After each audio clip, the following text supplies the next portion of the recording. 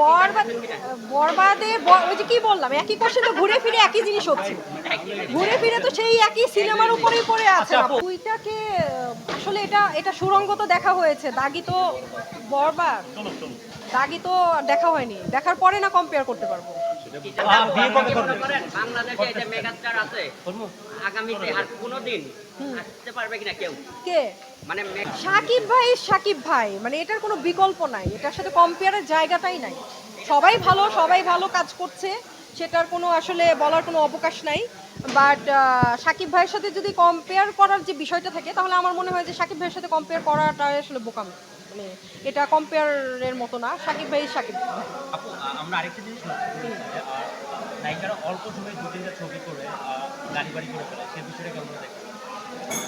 এখন আমি মনে করি তাদের গাড়ি বাড়ি করার মতো এক্সট্রা যোগ্যতা আছে দ্যাটস ওয়াই করে ফেলে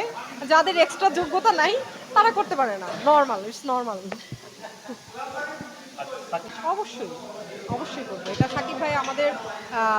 বাংলাদেশের একটা সম্পদ অ্যান্ড অলরাউন্ডার সো তার সাথে কাজ করার স্বপ্ন সবারই থাকে সো আমারও আছে আমি অবশ্যই করবো পেয়েছি বলতে এটা তো আগের কথা মানে সাকিব ভাইয়ের সাথে অফার করতে আমার একটু 2 মিনিট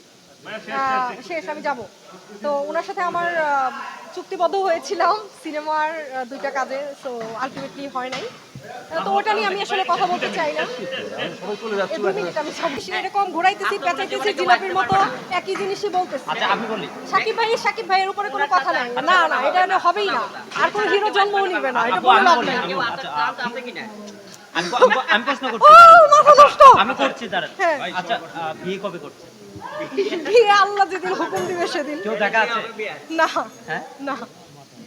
মিডিয়ার কাউকে বিয়ে করবেন নাকি মিডিয়ার বাইরে বিয়ে করবেন বাইরে ইনশাআল্লাহ বাইরে করবেন কোন জেলাতে বিয়ে করবেন কোন জেলাতে বিয়ে জেলা হ্যাঁ কি বলবো ঈদ গ্রামে কাটবে হ্যাঁ ঈদ গ্রামের বাড়িতে প্ল্যান না আমি অনেক বছর ধরেই আসলে গ্রামে ঈদ করি পরিবারের সাথে বাবা মা কাজিনস যারা আছে ওদের সাথে সামনে সাকিব তার সাথে অনেক সিনেমায় অনেক সিনেমা যেই সিনেমায় আসুক সাকিব ভাইয়ের সিনেমাটাই আসলে মাথায় থাকে সব সময় কারণ বরবাদ অবশ্যই বরবাদ দেখবো কারণ সাকিব ভাইয়ের সিনেমা বলে কথা সো দেখলে বরবাদটাই আগে দেখবো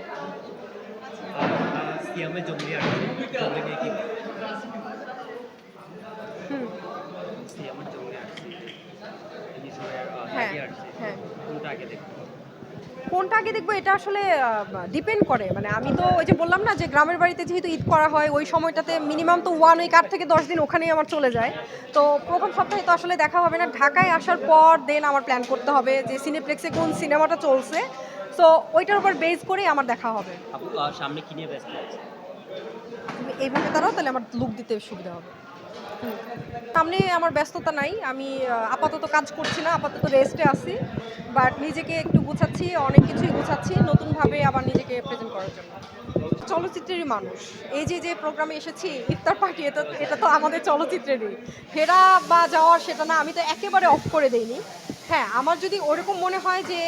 গল্প ভালো লাগে বা সব কিছু মিলে এটা আমার জন্য সুইটেবল দেন আমি করব বাট এটা আসলে ডিপেন্ড করে সেটা সিচুয়েশনের উপর আমি করব কি করব না এটা নট শিওর বাট আমি একেবারে যে বিদায় নিয়ে চলে গেছি সেরকম কিছু না নতুন কিছু নিয়ে আসছি এই তো এই জন্য নিজেকে একটু প্রিপেয়ার করছি দ্যাটস অল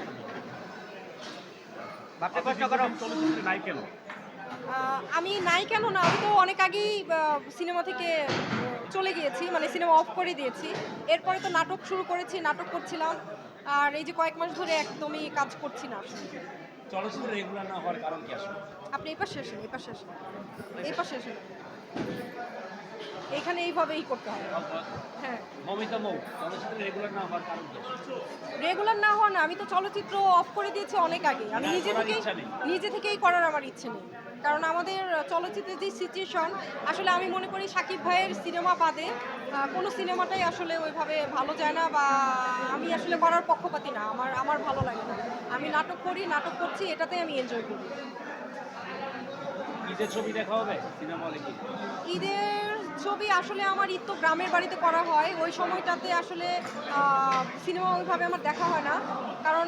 ঢাকার মধ্যে যেরকম সিনেপ্লেক্স থাকে একটা দেখার পরিবেশ থাকে বাট গ্রামে তো আসলে হলের অবস্থা আমি আমারটা নিতে তো সেই জায়গা থেকে আমার আসলে সিনেমা ওইভাবে দেখা হয় না, বা ঢাকা এসে দেন আমি ধরতেছি তো আচ্ছা সর সর আচ্ছা ভাই এখন ঠিক করে